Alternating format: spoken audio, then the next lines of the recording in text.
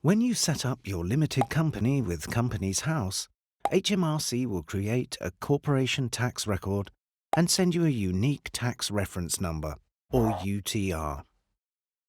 You need to complete annual accounts for Companies House and company tax returns for HMRC, sometimes called a corporation tax return. Your first annual accounts will normally start the day you set up your company. Companies House will set the date for the end of your company's financial year. This is known as your accounting reference date. It will be the last day of the same month the year after setting up the company. So your first annual accounts may cover just over 12 months. The period covered by your company tax return is known as your accounting period and cannot be longer than 12 months.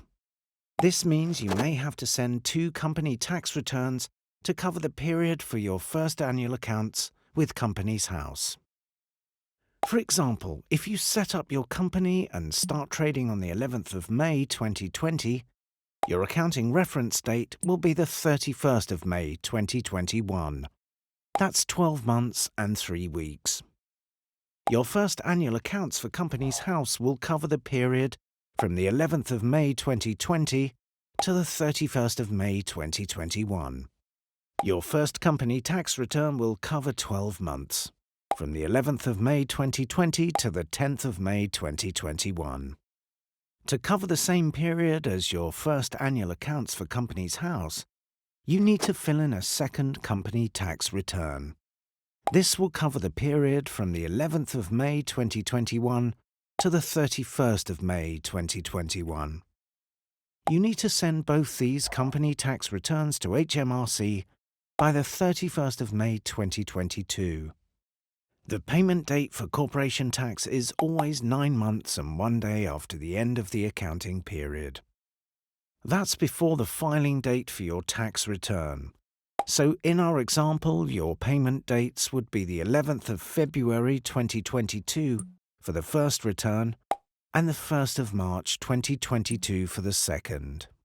After the first year, your accounting period would run for 12 months from the 1st of June to the 31st of May. You can change your accounting periods, but there are rules for doing this. You can find out more by searching for accounting periods for corporation tax on gov.uk. If your company is traded but you don't have any corporation tax to declare, you still need to complete a company tax return. If your company is yet to trade or is dormant, you may not need to complete a company tax return. For more information, search Dormant Companies and Associations on gov.uk. You can find out more about corporation tax and how to make payments on gov.uk and in our other videos on YouTube.